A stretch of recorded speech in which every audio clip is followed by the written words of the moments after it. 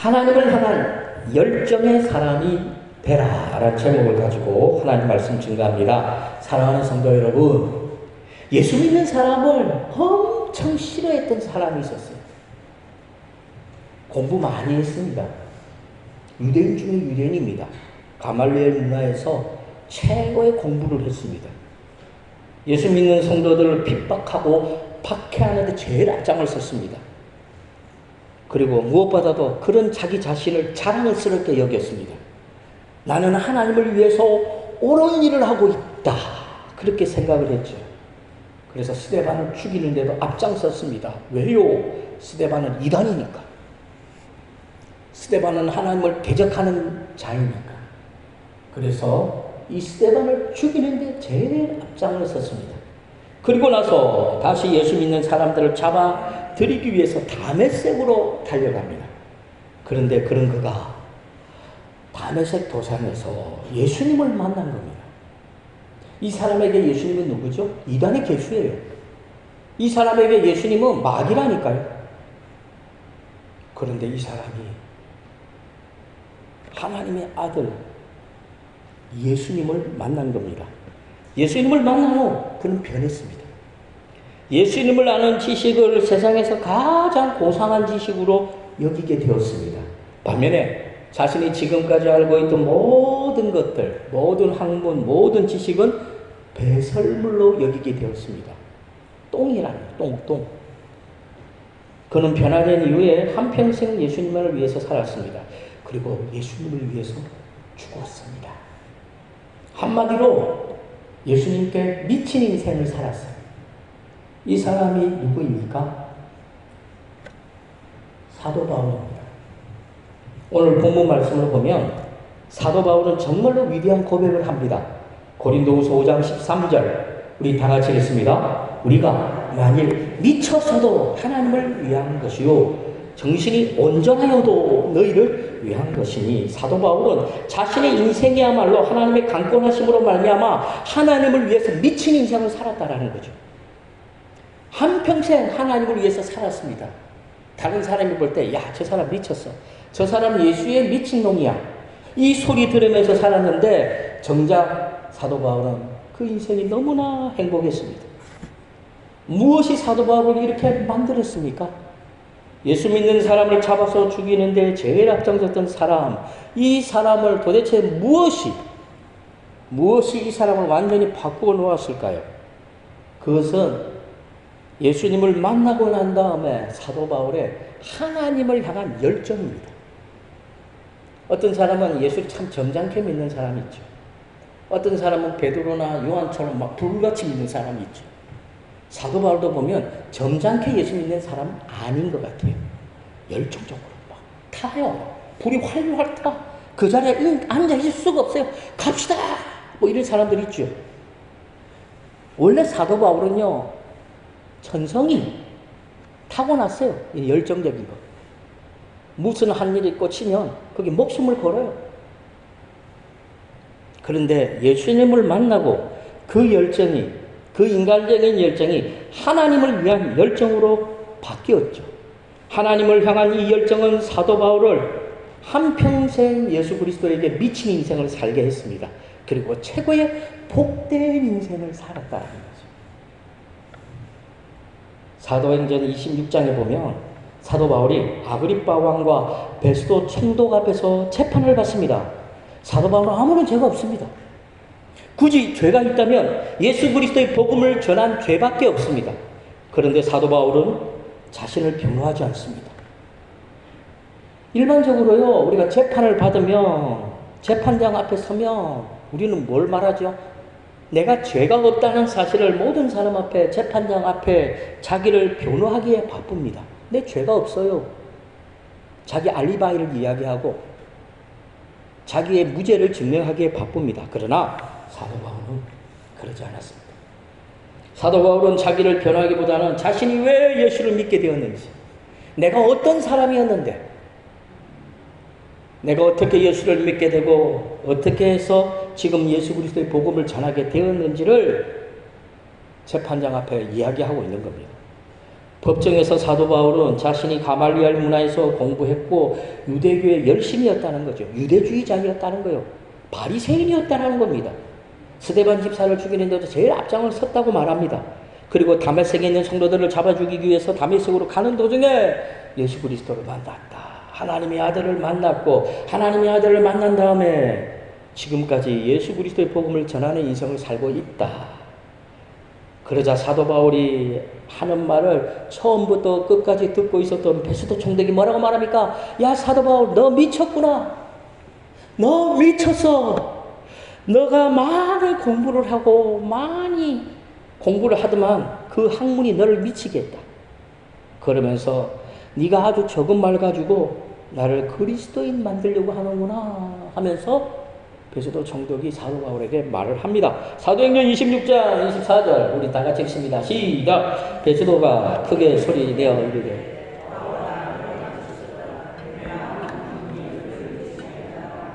그러자 사도 바울이 베스도 총독에게 뭐라고 말합니까? 나 안 미쳤다 이러죠. 만약에 내가 미쳤다면 나는 예수님께 미쳤다.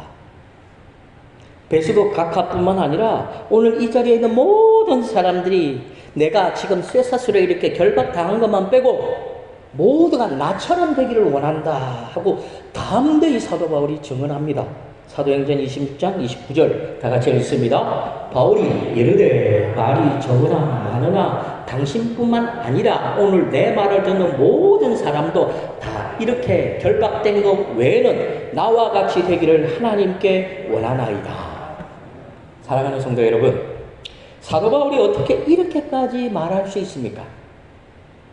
그것은 사도 바울에게는 하나님을 향한 열정이 있었기 때문입니다. 그러므로 저와 성도님들도 사도 바울처럼 하나님을 향한 열정으로 이 땅의 삶을 살아가면 사도 바울처럼 복음을 담대히 전가할 수 있어요. 복음은 누가 전합니까? 지혜로운 사람 아닙니다. 똑똑한 사람 아닙니다. 공부 많이 한 사람 아닙니다. 복음은 그 속에 하나님을 향한 열정이 타오르는 사람입니다. 성령이 그 사람에게 임하죠. 그러면 그 속에 하나님을 향한 열정이 활활 타올라요. 가만히 못 있어요. 뜨거워서 가만히 못 있죠. 뛰쳐나가는 거죠. 무기력한 인생 살 수가 없어요. 하나님을 향한 열정으로 사도 바울은요, 담대하게 복음을 증거한 겁니다. 그렇다면 우리는 왜 사도 바울처럼 복음에 미친 인생을 살 수 없습니까? 우리는 왜 사도 바울처럼 담대할 수 없습니까? 왜 우리는 마치 이웃들에게 기주고 사는 것처럼 복음을 전하는 것에 대해서 왜 그렇게 부끄럽게 생각합니까? 이유는 다 한 가지예요. 우리 속에 하나님을 향한 열정이 없기 때문에 그래요. 나이가 들어가면서 더더욱 그렇죠. 사람은요, 나이가 들면 들수록 하나님에 대한 열정도 사라져버려요. 더 심하면, 야, 내가 예수 믿는 거 맞나? 믿음이 있는 것조차도 몰라요. 그만큼 사람이 무기력해집니다. 그래서 현재는 쉽고 편하게 신앙생활을 하려고 그래요. 심한 사람은요, 쉽고 편하게 신앙생활을 하는 것이 하나님이 나에게 주신 복이라고 생각합니다. 절대 그렇지 않습니다. 그래서 많은 사람들이 앞으로도 계속해서 쉬운 신앙생활, 편안한 신앙생활을 하길 원하죠. 힘들고 어려운 길은 할 수만 있으면 피하려고 합니다. 그래서 힘든 거는 축복이 아니고 편안하고 쉬운 것이 축복이라고 착각하며 살아갑니다. 그러므로 육신이 편해지니까 어떻게 됩니까? 육신이 편하면요, 영적으로 병이 듭니다. 영적으로 병이 들면 하나님에 대한 열정도 완전히 사라져 버립니다. 사랑하는 성도 여러분, 하나님은 저와 성도님들이 평안한 인생을 사는 것보다 하나님을 향한 열정을 가지고 이 땅에서 불편한 인생을 살아가기 원합니다. 왜 성도들은 편한 걸 추구합니까? 마귀는 오늘도 우리에게 편하게 살라고 말합니다. 게으르라고 말합니다. 가만히 앉아 있으라고 그럽니다. 남들이 네가 안 하면 다른 사람이 하니까 가만히 있으라고 합니다. 그러나 우리 하나님은 우리를 이 땅에서 편안한 인생이 아니라 불편한 인생을 살아가라고 합니다. 하나님이 아담과 하와를 창조했죠. 에덴 동산을 줬죠. 그때부터 아담과 하와는 편하게 살았습니까? 아닙니다. 하나님은 아담과 하와를 만드시고 난 다음에 아담과 하와에게 일자리를 줬어요. 일자리. 불편하게 만드셨어요. 에덴 동산에서 뭐 하라고 그랬죠? 생육하고 번성하라. 가만히 있으면 생육합니까? 가만히 있으면 번성합니까? 땅에 충만하라. 가만히 있으면 충만합니까? 땅을 정복하라. 무슨 얘기일까요? 열심히 일해라는 겁니다. 몸을 움직이라는 거죠. 부지런하게 살아가라는 겁니다. 모든 만물, 생물을 다스리라. 하나님의 대리 통치자로서 너를 세운다라는 겁니다. 하나님의 청지기로서 너를 세웠으니까 일하라라는 거죠. 창세기 1장 28절 다 같이 읽습니다. 하나님이 그들에게 복을 주시며 하나님이 그들에게 이르시되 생육하고 번성하여 땅에 충만하라. 땅을 정복하라. 바다의 물고기와 하늘의 새와 땅에 움직이는 모든 생물을 다스리라 하시니라. 사랑하는 성도 여러분, 다스린다는 것은 얼마나 골치 아픈 줄 압니까? 책임자가 되어보셨습니까? 직장생활 하면서 과장이 되든지 차장이 되든지 부장이 되든지 아니면 어느 단체의 어떤 팀장이 되든지 다스리고 정복하고 경영을 하고 이건요 머리가 아파요. 왜 그러십니까? 열심히 일하면 결과가 나옵니까? 안 나오잖아요.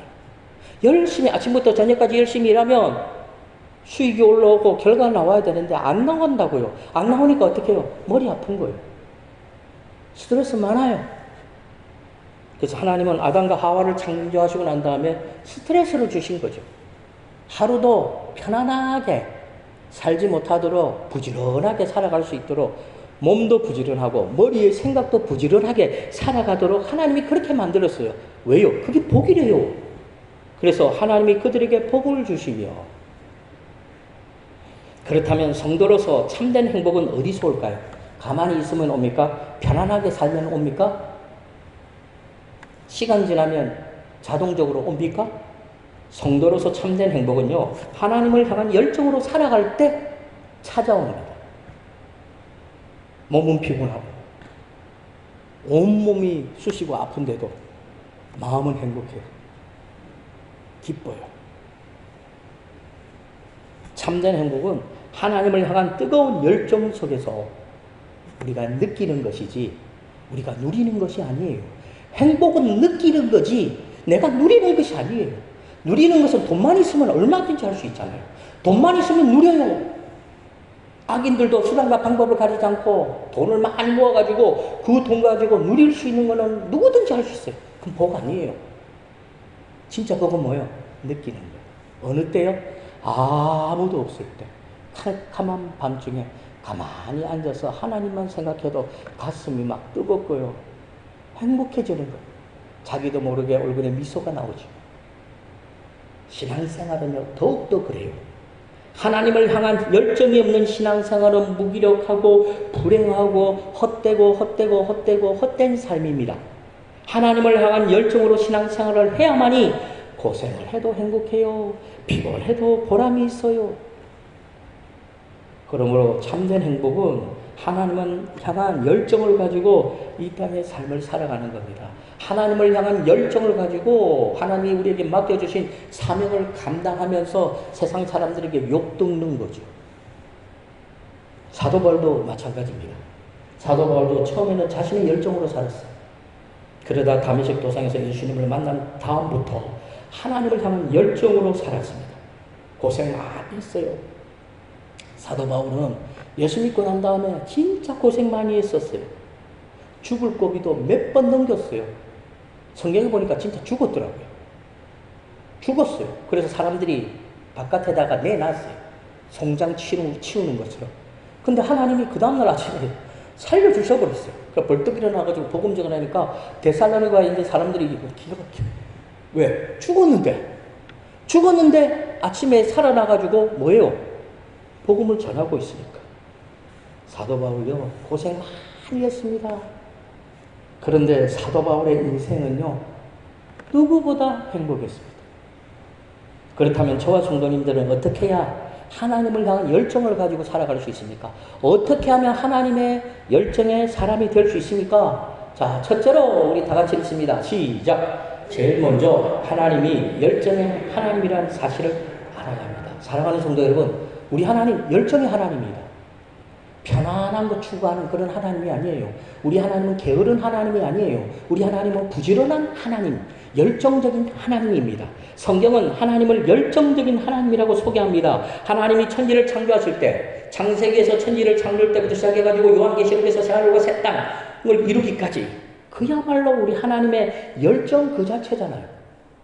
하나님은 열정적으로 이 세상을 사랑했어요. 열정적으로 구원의 계획을 이루셔가고 있죠. 지금도 우리를 사랑하시고 지금도 그 구원의 역사는 이루어가고 있습니다. 그러므로 하나님의 열정은 포기란 말 자체가 없어요. 어떤 경우에도 우리 하나님은 낙심하지 않습니다. 단 한 번도 당신의 계획을 포기하지 않습니다. 아무리 저와 성도님들이 죄를 짓고 세상에서 오염된 삶을 살아도 하나님을 실망시켜도 우리 하나님은, 열정의 하나님은 절대로 우리를 포기하지 않습니다. 사랑하는 성도 여러분, 성경은 영웅들의 일대기를 기록한 위인전이 아니에요. 성경은 세상을 향한 하나님의 열정적인 것이, 열정적인 모든 것들이 기록되어 있죠. 인류를 사랑하시는 하나님의 열정이 빽빽히 기록되어져 있습니다. 아브람도 보세요. 아브람은요, 자기가 살기 위해서 자기 아내를 누이 동생이라고 속인 겁장이죠. 그것도 2번씩이나. 그런데 하나님은 그런 사람을 부르셨어요. 하나님의 구원의 계획을 그런 사람을 통해서 이루셨어요. 믿음의 조상으로 만드셨죠. 단 한 번도 아브라함을 포기하지 않았습니다. 그런데 그 열정의 하나님이 저와 성도님들의 하나님입니다. 우리의 하나님입니다. 열정의 하나님이 우리를 하나님의 일꾼으로 부르시고 선택하셨습니다. 그러므로 열정의 하나님이 우리를 통해서, 나를 통해서 하나님의 사랑과 하나님의 구원의 계획을 앞으로 이루어 갈 겁니다. 아직도 내 마음속에는 이렇죠. 싫어. 귀찮아. 싫어. 그냥 편하게 살고 싶어. 그러다가 죽으면 죽는 순간에 얼마나 자기 인생에 대해서 후회하는 줄 압니까? 왜? 자기 인생을 뒤돌아보면 아무것도 없어요. 그거 아세요? 사람이 어느 때 비참한가? 자기 인생에 뒤돌아보면요, 기억나는 게 없어요. 20대 때 단기 선교하면서 고생하면서 죽을 고비 넘기면서 복음 전하면서 힘들고 교회 일을 하면서 여러 가지 힘든 상황들이요. 그때는 진짜 힘들고 고생인데 나중에 나이 들어서 보면 20대 때 그때의 기억이 떠오르는 거예요. 그런데요, 게으른 신앙생활 하는 사람은요, 떠오르는 게 없어요. 뒤돌아보면 아무것도 없어요. 내가 이 땅에서 왜 태어났고 뭘 하며 이 땅의 삶을 살았던가 아무것도 없어요. 그러면요, 눈물 납니다. 눈에서요, 막 눈물이 팍 쏟아지고 가슴에 구멍이 막 뚫려버리고 그 어떤 위로도 위로가 되지 않습니다. 자기 자신이 그렇게 원망스러울 수가 없어요. 사랑하는 성도 여러분, 고생이 아니에요. 하나님의 열정으로 살아가면 고생이 아닙니다. 그러므로 열정의 하나님이 우리를 통해서 하나님의 일을 이루어 갑니다. 부족하죠. 능력 없지요. 그래도 괜찮아요. 끝까지 포기하지 않고 하나님을 따라가시고 하나님 말씀대로 살려고 애쓰시기 바랍니다. 그런데 문제는 우리가 하나님의 열정을 따라가지 못합니다. 우리는 실수하고 넘어지죠. 그리고 나중에는 아예 포기해버립니다. 그러면 스스로가 결론을 져요. 나는 원래 전도하고 달란트가 없다. 나는 교회 봉사하는 거하고 아예 관계가 없다는 식으로 스스로가 스스로의 가슴에 문을 꽉꽉 닫아버리죠.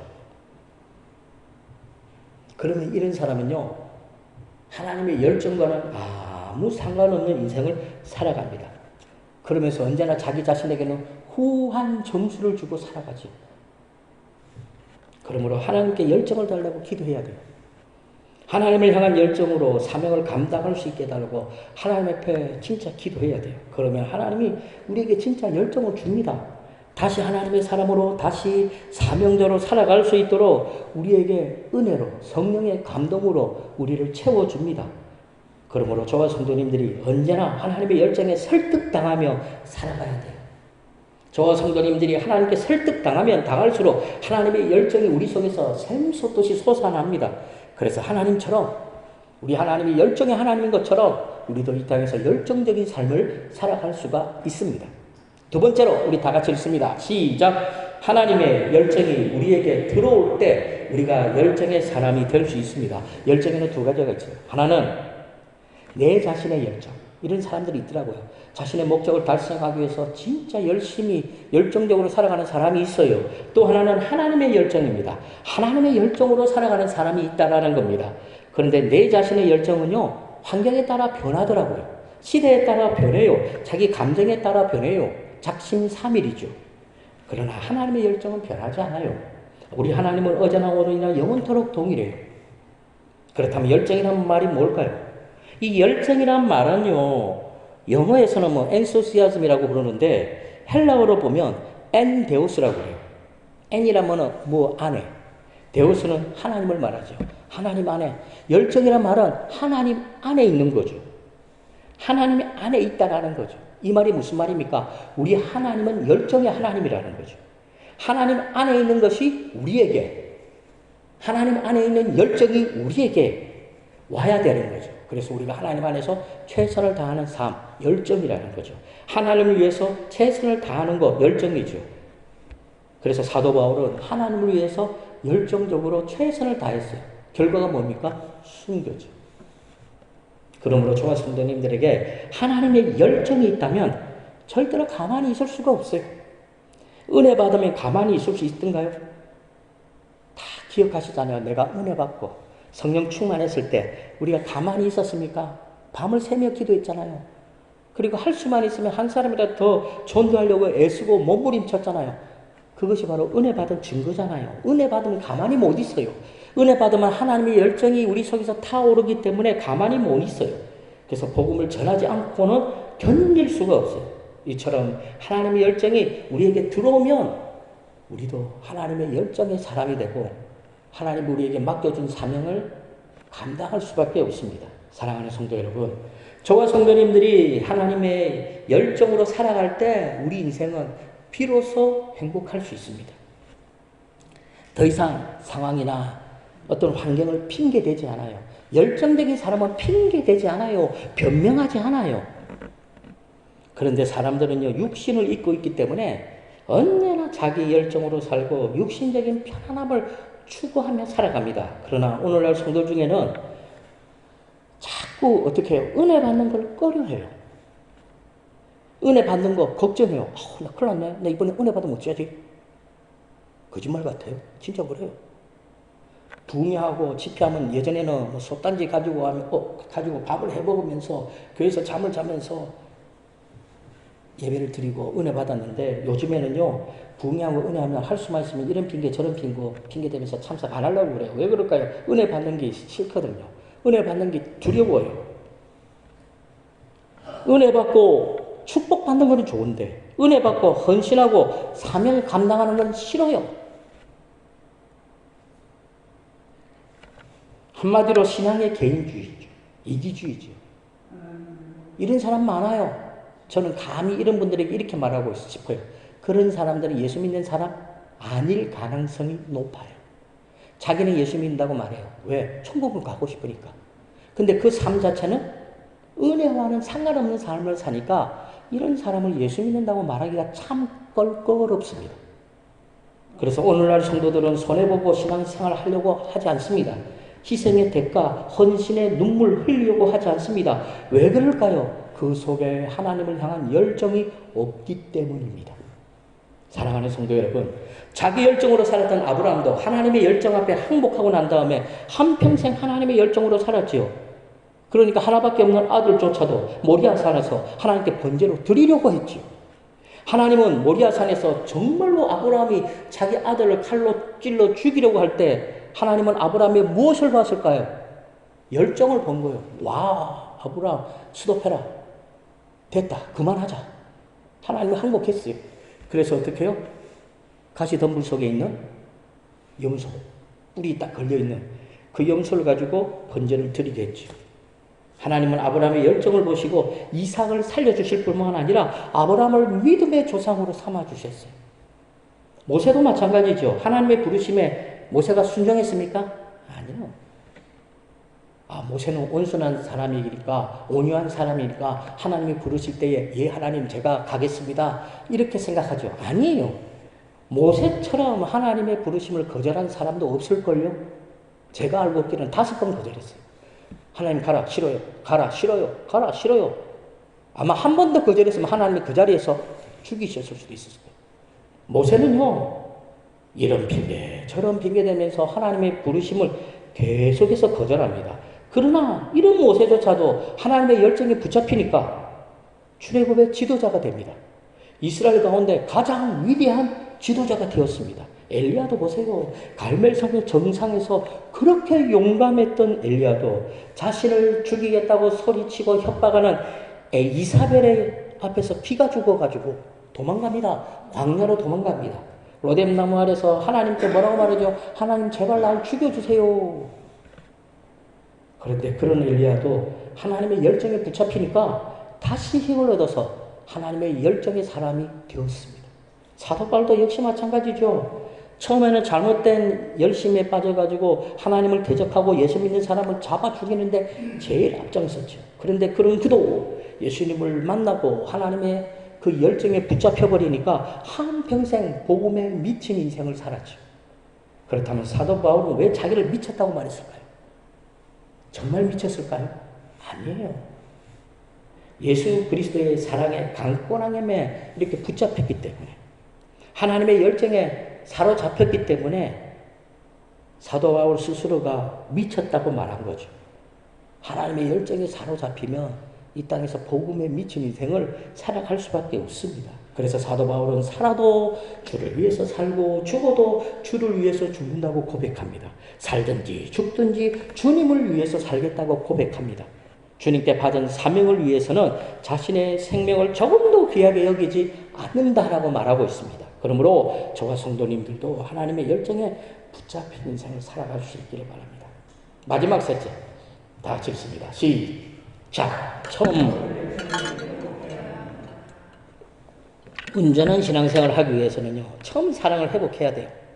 우리가 처음 예수 믿었을 때, 아무것도 모르고 예수 믿었을 때 뭐가 그리 좋은지 주일이 기다려지고, 그 겨울에도 그 난방되지 않는 그 장의자에 앉아서 기도해도 왜 그렇게 가슴이 따뜻했던지.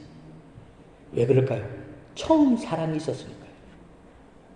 처음 사랑을 회복하면요, 열정도 회복되어집니다.